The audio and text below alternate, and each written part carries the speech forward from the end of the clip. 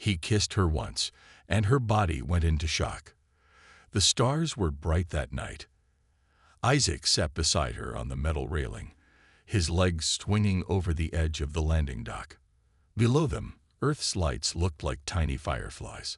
Above them, the moon glowed like a silent witness. Zarin didn't speak much. She never did. Her language was quiet looks, soft gestures, the way her long silver fingers moved when she was nervous, the way her dark green eyes blinked slowly when she tried to understand something human. She wasn't from Earth. Everyone knew that. But no one on the research station treated her badly. She worked hard. She followed every rule. She never complained, even when others whispered behind her back. Only Isaac ever talked to her like she was normal, like she was just someone. Tonight was different. They had stayed out longer than usual. The research team was asleep. The halls were dark, just the hum of power and the gentle wind. And Isaac, sitting close to her, closer than ever before. "I think about you a lot," he said quietly. She tilted her head. "Why?" He laughed nervously. "I don't know. You're smart, gentle, honest." Zarin looked down. "I am not supposed to be with a human." "Says who?" She hesitated. "The DNA conflict laws. It's dangerous. For me."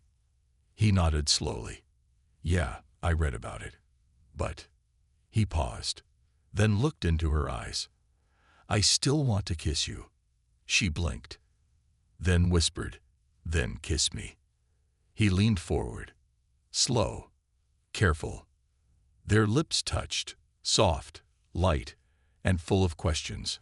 But the answer came too fast. Zarin's body jolted. Her breath caught. Her skin glowed, a deep red shimmer, and she pulled back, gasping. Her hands clutched her chest. And then, she collapsed. Isaac caught her before she hit the floor. Zarin. Her eyes were open, but unfocused.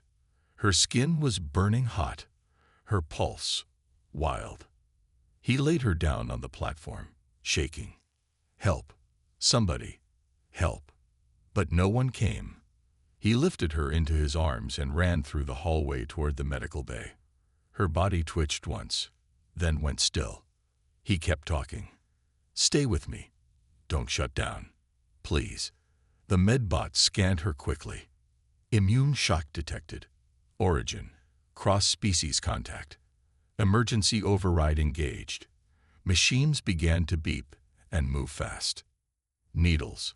Lights. Oxygen. Isaac stepped back, heart pounding. What had he done? A nurse rushed in, then stopped when she saw Zarin. Her face went pale. "You kissed her, didn't you?" Isaac froze. "She let me," he said. "She wanted to. She's not built for it." The nurse snapped. "Her body can't handle human closeness. It's in her blood.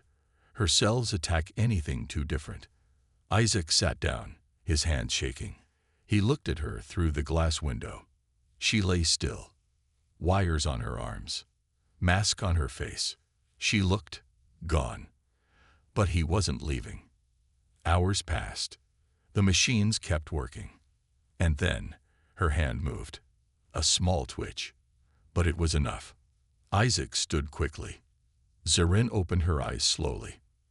Her lips moved. He leaned in, barely able to hear her whisper, "Don't blame yourself. I knew what would happen." He stared. "Then why? Why did you say yes?" She smiled faintly. "Because for 1 second, I wanted to feel something real."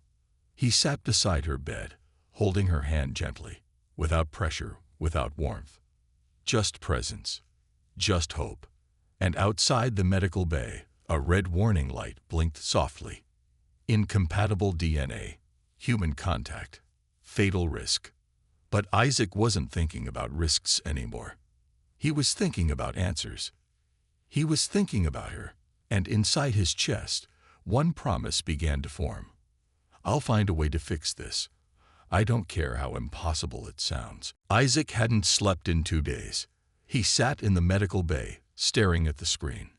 Zarin was stable now, but barely. Her body was locked in repair mode, sleeping more than awake. Machines fed her, monitored her, protected her, but they couldn't fix what had caused it. The nurses kept their distance. The doctors said the same thing over and over. Her DNA is too different. Touching her is like touching fire. Some bonds can't happen. Let it go. But Isaac couldn't let it go. He left the station the next morning, requesting emergency clearance. He traveled to 3 colonies in 4 days. He carried Zarin's blood scans, her gene maps, her cell data. Every lab, every expert, every geneticist said the same thing. It's impossible. Too much risk. It's not meant to be. Until he found her. Dr. Lena Kaur. A name whispered in fringe science groups. Retired. Reclusive. Half genius, half mad, some said. Isaac tracked her to a quiet lab near Titan's outer colony. The door had no number, just a silver plate. We ask the questions others are afraid to. He knocked once. The door slid open slowly. Inside, an old woman sat surrounded by blue light, holograms floating around her like stars. She didn't look surprised to see him, just curious. "You're the one with the girl," she said. Isaac blinked. "How did you?" She waved him in. "I read patterns. News. Blood data leaks fast these days." He stepped closer, laid Zarin's file on the table. "I don't want to lose her." Dr. Kaur scrolled through the data silently, her face unreadable. Finally, she spoke. "You're not the first to fall in love across species, but you might be the first who survived long enough to ask why." Isaac sat down, surprised. "You believe it's possible?" She raised an eyebrow. "I believe in chemistry, code, mutations. Nothing is impossible, just unmeasured." She stood, pulling up side-by-side DNA strands. One human, one Velari. "You see this?" She pointed. "This isn't rejection. It's confusion." He leaned forward. "Confusion. Her cells don't know what to do with your emotional input. Velari DNA is partially responsive to emotion. If she feels too much, her body reacts like it's under attack." Isaac whispered, "So, she loved me." Dr. Kaur smiled. Her kiss nearly killed her. "What do you think?" She turned and opened a drawer, pulled out a small silver device. "We'll run a resonance match. If her emotional output spikes your cellular signature again, then we'll know it's not biology killing her. It's love." Isaac stared at her. "You're saying our feelings could be the key?" She nodded slowly. "Or the fuse." They ran the first test the next day. Isaac sat in a scan pod, his arm strapped in, a small drip of Zarin's blood inserted into his system. At first, nothing. Then heat. Sweat on his forehead. His heart pounded. The screen blinked red. Instability detected. But then, a strange spike. New reaction forming. Hybridization. Possible. Dr. Kaur leaned forward, eyes wide. "You just triggered something new. Her cells aren't attacking yours anymore. They're changing you." Isaac fell back, exhausted, but smiling. For the first time in days, he felt it. Hope. "She's going to live," he whispered. Dr. Kaur replied. "She might do more than live. She might change what we think is even possible between species, and somewhere deep in space, far from the lab." Zarin opened her eyes, not fully awake, but for one brief moment. She felt him. Not his touch, but his will. Isaac couldn't feel his fingers. His vision blurred. His chest burned. But still, he didn't stop. Dr. Kaur was speaking somewhere in the background. Voice low, sharp. "You need to rest, boy. The fusion rate is too fast. You're forcing the bond. Your body isn't ready." Isaac tried to smile but coughed instead. He looked at the needle in his arm, another blood mod test. He had taken 6 in 2 days. His human DNA was starting to shift. "I'm fine," he whispered. His voice was thin, but his heart was loud. Zarin hadn't fully woken up yet. She was still in healing sleep, still recovering from the kiss that nearly killed her. And now Isaac was risking the same fate for her. Kor turned off the scanner and pulled the needle from his arm. She looked angry, but also impressed. Most people give up when their body screams at them. You listen and keep walking. Isaac looked up at her, because she never had anyone walk for her before. He passed out not long after. When he woke, the room was dark, and someone was holding his hand. Not a nurse, not a machine. Her.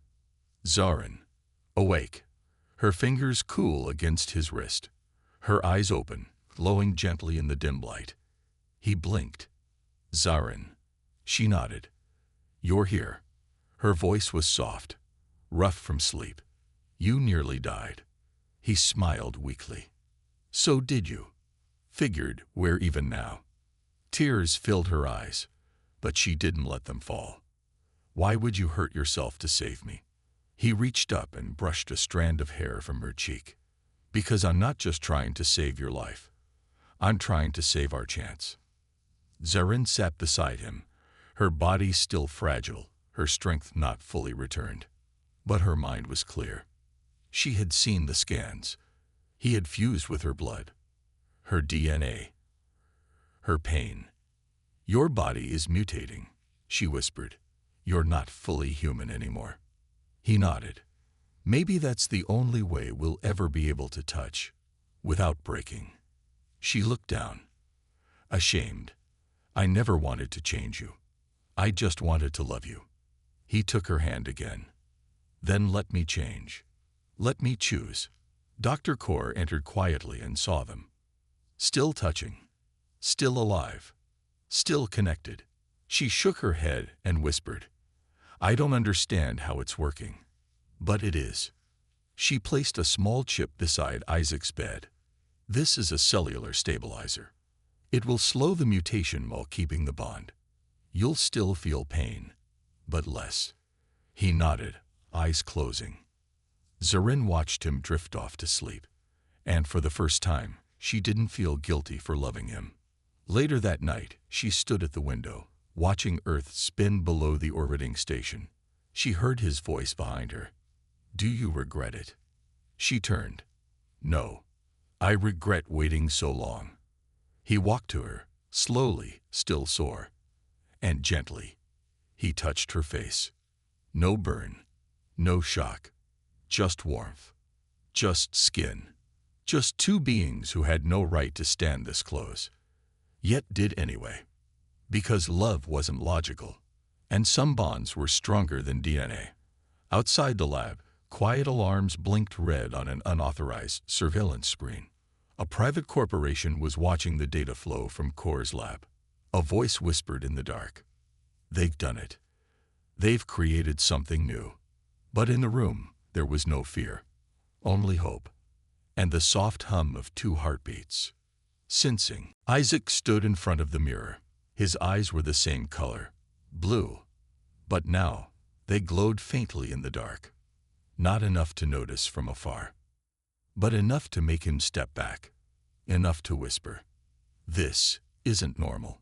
His heartbeat was slower, his breath deeper. He could hear things he shouldn't, whispers down the hallway, the hum of the machines behind walls. And when he touched metal, it warmed under his hand.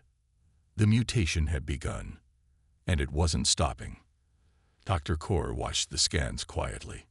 Charts filled with lines, human and Velari DNA twisting together like vines.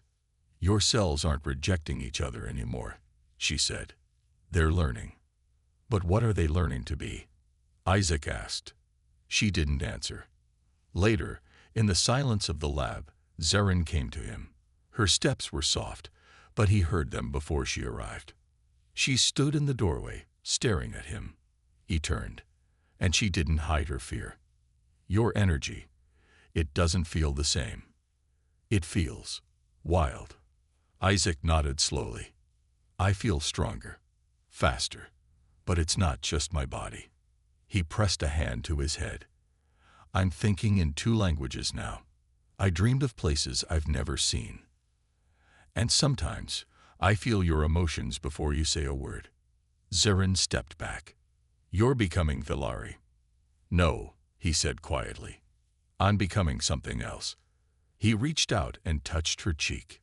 No burn, no pain, just a soft glow under his fingers. But this time, her glow responded too, brighter, deeper. Their lights merged in the space between them. Dr. Kaur watched from behind the glass. She recorded the energy flow. 2 signatures, different origins, now pulsing as one. She leaned forward and whispered to herself, "It's not just a bond. It's evolution." But not everyone was pleased. In a private comm channel, Kaur received a message. Unauthorized research detected. Prepare for review. Subject mutation equals flagged as unnatural. Isolation protocols initiated. She shut the screen off. Didn't tell them. Didn't tell Isaac. Because what was growing inside him wasn't a mistake. It was a miracle. The next day, Isaac woke before dawn. He walked outside the station dome, past the sealed doors, into the observation field. The stars looked brighter. The moon seemed closer. He felt connected to it all. Zarin followed him out, standing beside him. She didn't speak, just watched him breathe in the cold air. Then finally asked, "Are you afraid of what you're becoming?" He looked at her, his voice calm, honest. "No, I was afraid of never knowing you. Now I'm afraid of losing that chance." She looked down. "I don't want to lose you to this." He turned toward her, holding her hands. "Then don't let go." For a moment, they stood like that. 2 lights in the dark. 2 species, 1 heartbeat. And above them, from a hidden satellite, a message was sent. Subject Alpha confirmed. Human Velari fusion complete at cellular level. Unknown outcome. Authorization requested for containment. Because when you cross lines never meant to meet, something new is born. And sometimes, even love can change the future of 2 worlds. Zarin stood in front of the screen, her hands shaking. A hologram flickered, showing 3 tall figures in silver robes, faces hidden, voices cold. The Velari High Council. The tallest one spoke first. "We have reviewed the data. We know what you've done. You bonded with a human. Fully." Zarin said nothing. She didn't deny it. She didn't explain. She only whispered, "I love him." Silence followed. Then the council replied, "That is not love. That is violation. You broke protocol. You created a biological fusion outside permission. Return to Velari or be exiled forever." Her heart cracked in her chest. But her voice didn't break. "What happens to Isaac?" "He is no longer our concern," they said. "He is other." Zarin ended the call. The screen faded, and the room went dark. Behind her, Isaac stood in the doorway. He had heard it all. "You're leaving," he said softly. Zarin turned, eyes already full of tears. "If I stay, they'll hunt you. If I go, they'll let you live." Isaac stepped closer. "What if I don't want to live without you?" She touched his cheek. "Then remember this. You were the only thing that ever made me feel alive." She kissed him. Slow, gentle, final. Their energy flickered, soft lights dancing between them. And then she turned and walked away. He didn't stop her. He couldn't. Because loving her meant letting her protect him, even if it broke them both. That night, Isaac lay alone in the medbay, her blanket still on the chair, her glow still faintly on his hands. But her warmth, gone. Dr. Kaur sat beside him. She didn't speak for a long time. Then finally said, "You're not just changing, Isaac. You're becoming." With or without her. He didn't answer, because all he could feel was the space where she used to be. The next day, he collapsed. His body trembled. His eyes burned. His heartbeat doubled. Dr. Kaur rushed to his side, scanning him. The screen lit up. Mutation spike. Fusion incomplete. Host destabilizing. "What's happening to me?" he gasped. Kaur looked him in the eyes. "You bonded to her energy. When she left, part of you broke." She pulled out a silver case. Inside, Zarin's last sample. 1 drop of her blood. "She gave this to me before she left. She said, if anything happened, give it back to him. Because maybe her love could still hold you together." Isaac nodded weakly. "Do it." The blood entered his system. A rush of warmth filled his chest. His body jolted, then calmed. The lights dimmed. The machine slowed. And deep inside, he felt it. A voice. A memory. A touch. "I'm still with you," it said, "even if I'm gone." Far away, Zarin sat in a quiet room aboard a silent ship. Eyes closed, hand pressed to her chest. She whispered to the stars, "Please, don't let this be the end." Isaac stood at the edge of the launch bay. His vision was still blurry. His hands still trembled from the last fusion spike. But he didn't wait for permission. He just stepped into the ship and whispered, "Set course for Velari." Dr. Kaur watched from the control room. She didn't try to stop him. Instead, she sent one final message. Sometimes evolution needs a rebel. The ship launched into the black, across stars, across silence, toward the world that had taken Zarin from him. Isaac's body was still changing. Faster now. He could feel her energy when he closed his eyes. Not a memory. Not a dream. A thread. Still connected. Still real. The ship arrived 2 days later. The Velari homeworld floated below, blue and violet clouds swirling around crystal oceans. The Capitol Tower stood like a glowing spear above the city. Isaac didn't wait for clearance. Didn't answer the comms. He just landed and walked out, straight into the heart of a world that didn't want him. Guards stopped him, weapons raised. But when he touched the ground, the energy beneath his feet pulsed. Velari sensors blinked red. Hybrid detected. The guards froze. Unsure, untrained for this, he walked past them. And they let him. Because something in him felt ancient and new. Inside the council chamber, silence fell. The same 3 figures in silver robes turned toward him. Their voices echoed, sharp and cold. "You have no right to stand here. You are not Velari, not human, not welcome." Isaac didn't bow, didn't break. He simply said, "You took her from me. You called it unnatural. But we didn't fall in love because of biology. We fell in love in spite of it." The council whispered among themselves. Then one asked, "What do you want, fusion?" Isaac stepped forward, eyes glowing faintly, heart steady. "I want her back. I want you to see what we've become. Not a threat, not a mistake. Something new." The chamber doors opened. Zarin stood there, wrapped in official robes, eyes wide. She hadn't expected him. She hadn't dared to hope. Her voice shook. "Isaac." He turned and smiled. "You didn't think I'd let that goodbye be the end, did you?" The council stood, their robes rippling with energy. "If this bond is real," one said, "then prove it. Lie together in the chamber of threads. If your bodies break, so be it. If they don't, we will recognize it." Zarin looked at Isaac, fear in her eyes, not for herself, but for him. He reached out his hand. "One last test. Then no one can ever take us apart again." She nodded and took his hand.